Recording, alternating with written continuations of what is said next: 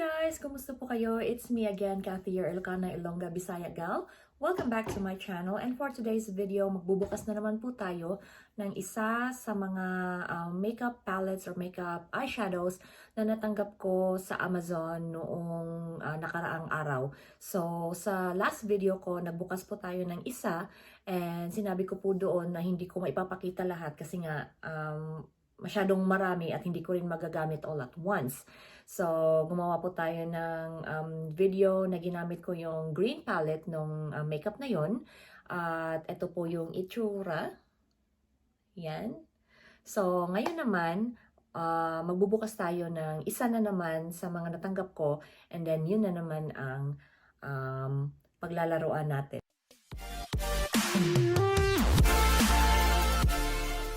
Sa video na ito, ang gagamitin po natin is this Color Board Beauty Glazed. Ito, bubuksan natin and then let's put it on. So, this one I got for $13.88 together with a 7-piece brush set. So, it's a pretty good deal on Amazon.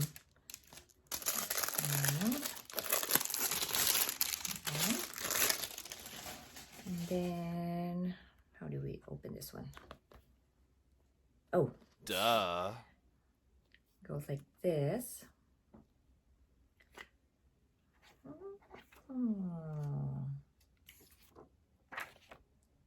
So the first board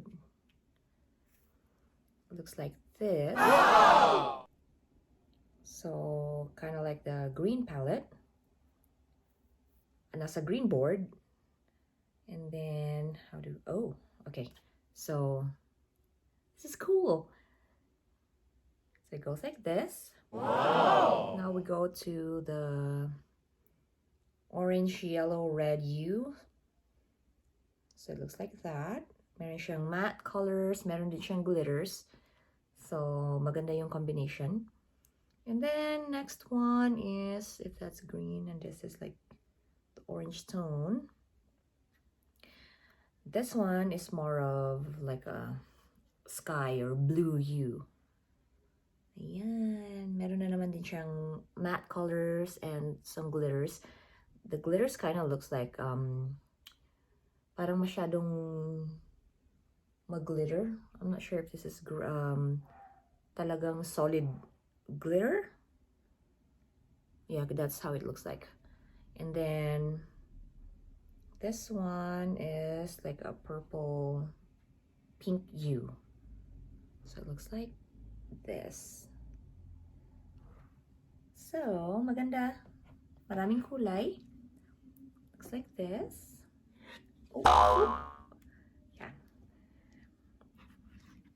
So, since nagamit ko na yung green last time, I would say let's try to play with the blue one. This one, this board. So, we'll see kung anong kalalabasan nito. Ayan. So, let's start.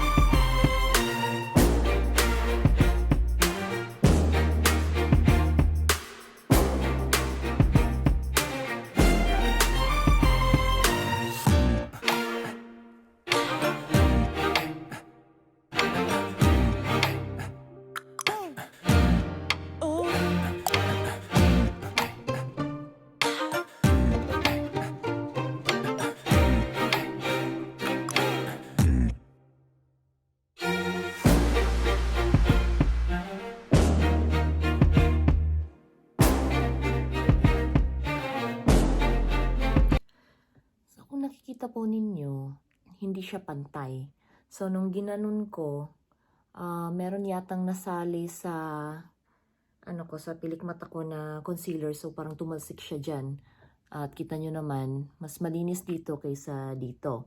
So, kapag nangyari po yan, that's fine. You can still fix it. So, ang gagawin natin is, itong brush na ito, itatap lang natin. Kumbaga, tanggalin natin yung excess na concealer dyan sa taas. Tapos, all you need to do is, ilagay nyo lang ulit yung kulay na nilagay nyo dyan para bumalik sa dati na tulad nito. So, tap natin na ganyan.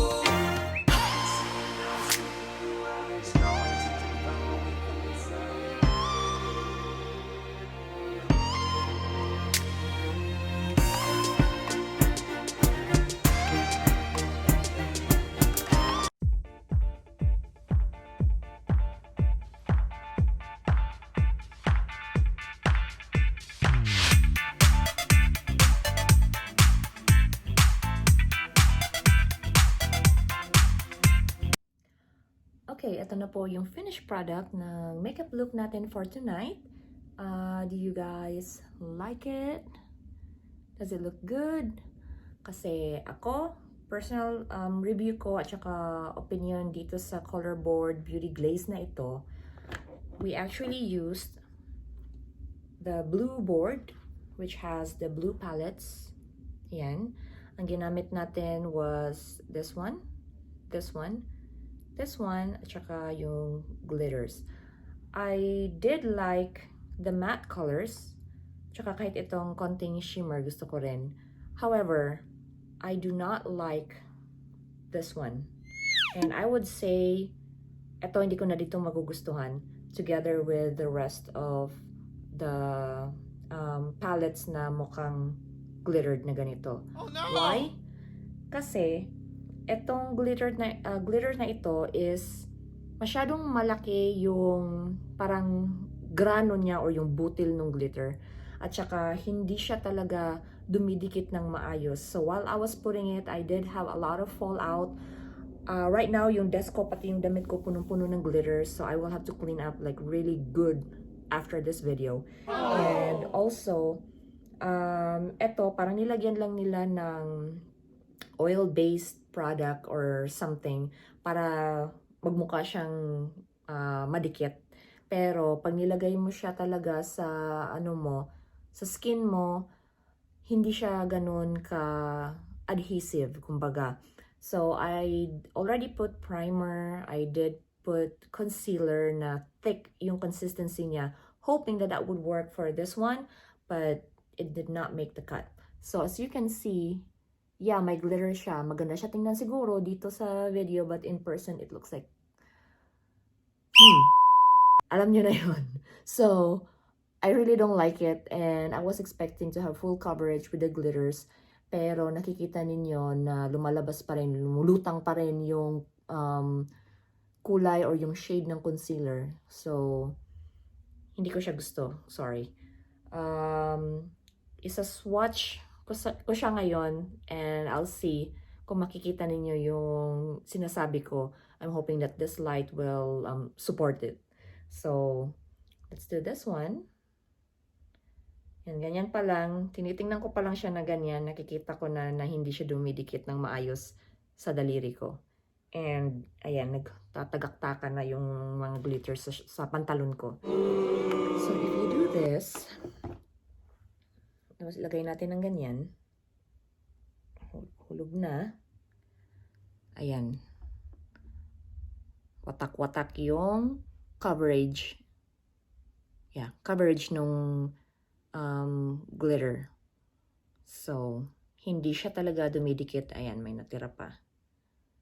So, para siyang, ano lang talaga, regular glitter lang talaga na nilagyan nila ng something para malagay nila doon sa sa palette na yun. And then yung in-expect ko na full coverage is something like this. So this one is the NYX Shimmer Down Pigment. Para siyang rose pink na. Sample ko na lang to para makita nyo yung sinasabi ko na difference. So i-open natin ng ganyan. Ayan. Diyan pa lang nakikita ninyo na talagang pino siya. So, kapag nilagay ko ng ganyan, not sure kung makikita ninyo.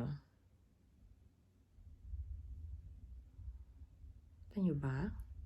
Oh, kahit itapat ko dyan, kita nyo yung difference ng coverage niya. Ito talagang full shimmer siya. Whereas that one, ayan, watak-watak yung coverage niya.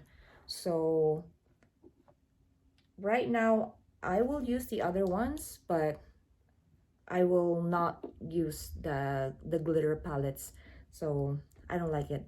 Siguro, maganda siya if you are doing a pretty and glamorous drag queen look. Ayan, siguro, parang, ano siya, mas appealing siya. Hindi tulad ng regular basis or party night looking. And siguro maganda din siya for like fantasy look or fairy tale look. So actually, I do have a friend who does that on YouTube, and her name is Shane or Shaney.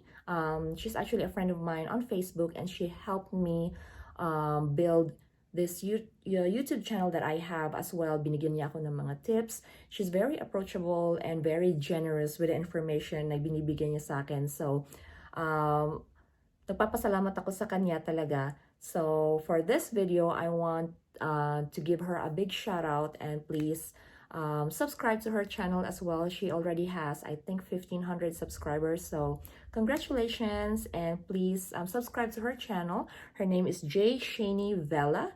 So, this is her YouTube account. Ayan. And she is very, very pretty and very, very nice. So, again, J. Shaney Vela, paki-subscribe na rin po. And again, I hope you guys enjoy this video. Please continue to watch, and thank you so much for subscribing. Please click that bell button dyan sa baba para naman notified kayo kung meron akong mga bagong uploads.